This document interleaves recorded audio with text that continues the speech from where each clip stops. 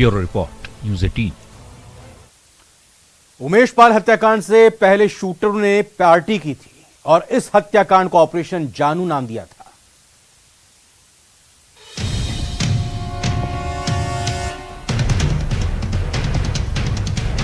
11 फरवरी को बरेली की जेल में शूटरों के साथ अतीक के भाई अशरफ की मीटिंग हुई। 9 लोगों के साथ अशरफ ने मर्डर के प्लान का खाका जेल के भीतर शूटरों को समझाया और इसके ठीक 13वें दिन उमेश पाल को गोलियों से छलनी कर दिया गया। पूरे शूटआउट को प्लान के मुताबिक अंजाम दिया गया।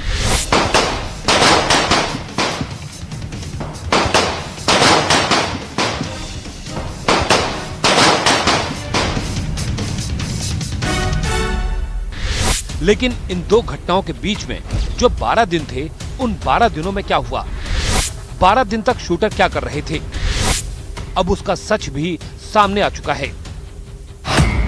शूटआउट से पहले शूटरों की पार्टी, ऑपरेशन जानू से पहले जश्न, शाइस्ता की मौजूदगी में आखिरी मीटिंग। प्रयागराज के जिस शूट आउट को अतीक अहमद एंड कंपनी ने नाम दिया ऑपरेशन जानू, उसका खाका तैयार किया गया था 23 फरवरी को, यानी कि शूट आउट से चंद घंटों पहले। और इसको लेकर जो मीटिंग की गई थी उसमें अतीक अहमद का बेटा असद और अतीक की पत्नी शाइस्ता भी शामिल थी। सूत्रों के मुताबिक प्रयागराज शूटआउट के बाद जब पुलिस ने अतीक के घर पर काम करने वाले हेल्पर राकेश को हिरासत में लेकर पूछताछ की तो वो सच सामने आया, जिसने न सिर्फ शूटआउट में शाइस्ता की भूमिका को साफ कर दिया बल्कि कत्ल की कहानी की एक एक कड़ियां जुड़ती चली गईं। हेल्पर राकेश ने बताया कि 23 फरवरी की रात शूटरों की पार्टी हुई थी। ये पार्टी प्रयागराज के चकिया में हुई थी। पार्टी में अतीक का बेटा असद और सभी शूटर मौजूद थे। पार्टी में अतीक की पत्नी शाइस्ता परवीन भी मौजूद थी। अतीक के घर काम करने वाले हेल्पर राकेश के बयान की पुष्टि एक व्हाट्सएप चैट करती है। ये व्हाट्सएप चैट 23 फरवरी की है। बताया जा रहा है कि असद ने पार्टी के लिए कुछ सामान लाने की लिस्ट व्हाट्सएप पर भेजी थी। पार्टी के लिए सामान हेल्पर राकेश और अतीक का नाबालिग बेटा लेने गए थे। पुलिस ने राकेश के फोन से वो व्हाट्सएप चैट भी बरामद की है।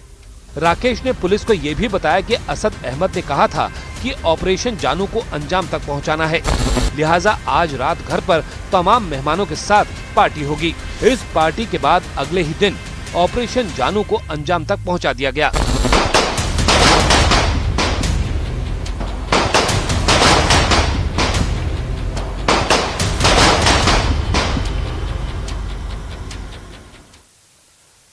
अतीक की मौत के बाद उसके 25 से ज्यादा ऐसे नेटवर्क्स अभी भी जिंदा हैं जो अतीक की पत्नी शाइस्ता को कभी कंगाल नहीं होने देंगे। ये नेटवर्क शाइस्ता का इशारा पाते ही मिनटों में करोड़ों की बारिश कर सकते हैं।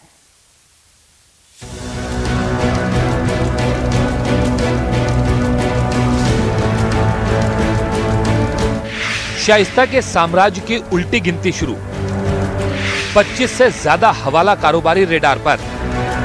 प्रयागराज से लेकर कौशाम्बी और लखनऊ से लेकर दिल्ली एनसीआर और कोलकाता तक अतीक ने जो काली कमाई का नेक्सस तैयार किया था, अब उस नेक्सस की एक एक कड़ी को परत दर परत उधेड़ने का एक्शन शुरू हो चुका है ताकि अतीक अपने पीछे जो ब्लैक मनी का ट्रेल छोड़कर गया है उसे तोड़ा जा सके।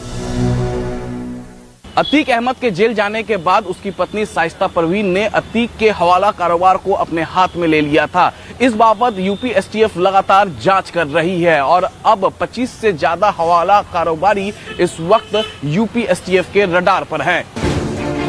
अतीक ने अपनी काली कमाई से जो साम्राज्य खड़ा किया था उनमें से ज्यादातर पर बुलडोजर चल चुका है।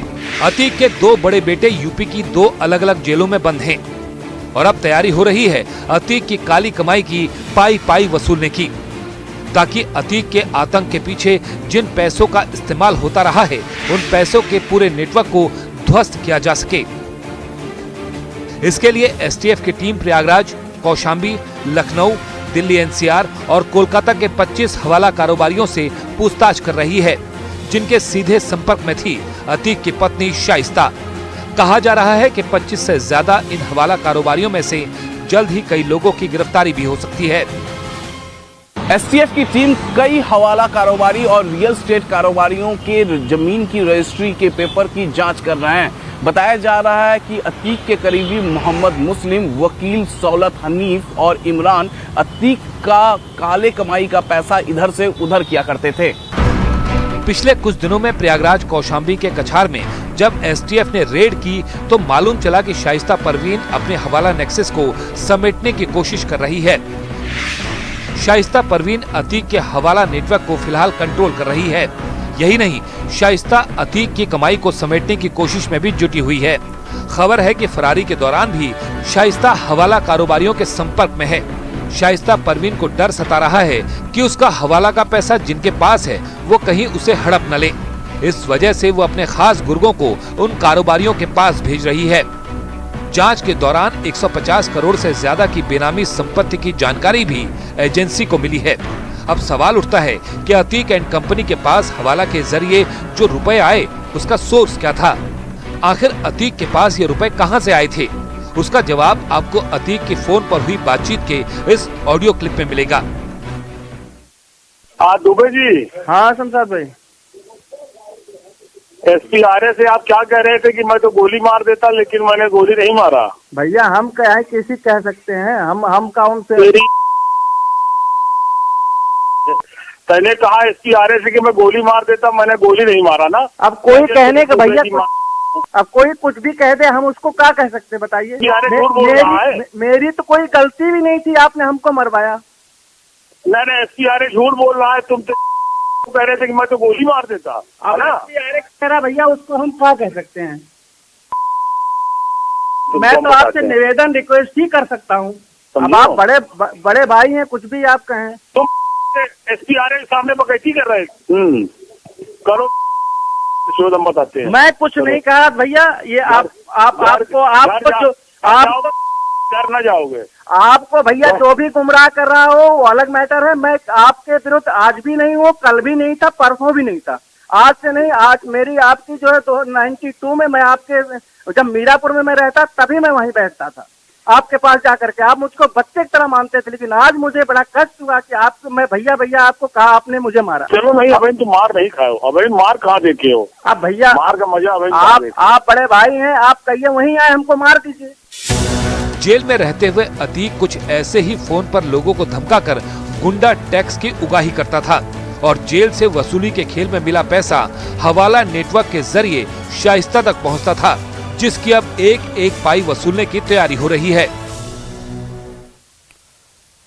माफिया अतीक अहमद और उसके भाई अशरफ की मौत के बाद पुलिस ने जेल में बंद अतीक के 2 बेटों पर भी शिकंजा कस दिया है। अतीक अहमद के जेल में बंद 2 बेटों के खिलाफ FIR दर्ज की गई है।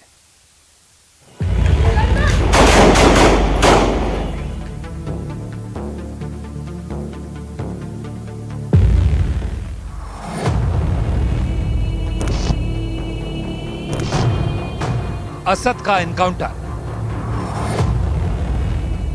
फिर अतीक अशरफ का मर्डर और अब पुलिस के निशाने पर हैं अतीक के माफिया गैंग के 2 और उत्तराधिकारी। नाम है मोहम्मद उमर, मोहम्मद अली। अतीक के ये बेटे अब उसके गैंग IS 227 का चेहरा कहे जा रहे हैं, लेकिन इन दोनों भाइयों की परेशानी हर दिन के साथ बढ़ रही है। प्रयागराज में उमर और अली अहमद के खिलाफ अपहरण और रंगदारी का केस दर्ज किया गया है। लखनऊ के बिल्डर मोहम्मद मुस्लिम ने उमर और अली समेत गैंग के 4 लोगों के खिलाफ खुलदाबाद थाने में शिकायत दर्ज कराई है, जिसमें 15 करोड़ की प्रॉपर्टी नहीं देने पर अपहरण कराने, जान से मारने की धमकी देने और 1 करोड़ 20 लाख रुपए की रंगदारी वसूलने का आरोप लगाया गया है। मोहम्मद मुस्लिम वही शख्स है जिसका अतीक अहमद के बेटे असद के साथ एक ऑडियो वायरल हुआ था, जिसमें असद मोहम्मद मुस्लिम से लाखों की रंगदारी मांगने की बात कर रहा था। दावा किया जाता है कि मोहम्मद मुस्लिम पहले अतीक गैंग का ही मेंबर हुआ करता था। उसके खिलाफ भी अलग अलग धाराओं में कई केस दर्ज हैं, लेकिन बाद में गैंग में अनबन के चलते वो अतीक से अलग हो गया। अली और उमर इस वक्त जेल में बंद हैं। मोहम्मद उमर पर रंगदारी मांगने का आरोप है। उस पर 2 लाख रुपए का इनाम था। पिछले साल अगस्त में उसने CBI के सामने सरेंडर कर दिया था। वहीं मोहम्मद अली पर हत्या की कोशिश का मामला दर्ज है। हाल ही में उसे इलाहाबाद हाईकोर्ट से जमानत भी मिली। हालांकि अली के खिलाफ एक और क्रिमिनल केस होने के चलते वो जेल से बाहर नहीं आ सका। दावा किया जा रहा है कि उमर और अली उमेश पाल हत्याकांड के वक्त परिवार के कांटेक्ट में थे। जेल में बंद होने के बावजूद पुलिस उन पर कड़ी नजर बनाए हुए है। मोहम्मद मुस्लिम की शिकायत को गंभीरता से लेते हुए पुलिस ने जांच शुरू कर दी।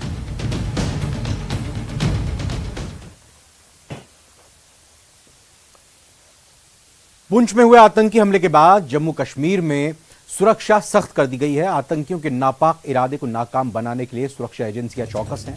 सुरक्षा एजेंसियों के बीच समन्वय बनाने के लिए एडीजी पुलिस मुकेश सिंह ने पीसीआर जम्मू में एक उच्च स्तरीय सुरक्षा समीक्षा बैठक की अध्यक्षता की। बैठक में सुरक्षा ग्रिड को मजबूत करने के लिए विभिन्न साधनों पर जोर दिया गया।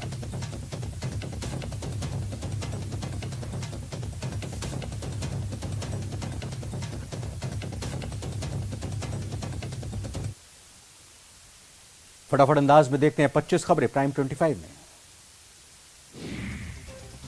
कर्नाटक चुनाव से पहले मल्लिकार्जुन खड़गे की जुबान फिसली, पीएम मोदी को लेकर विवादित बयान दिया।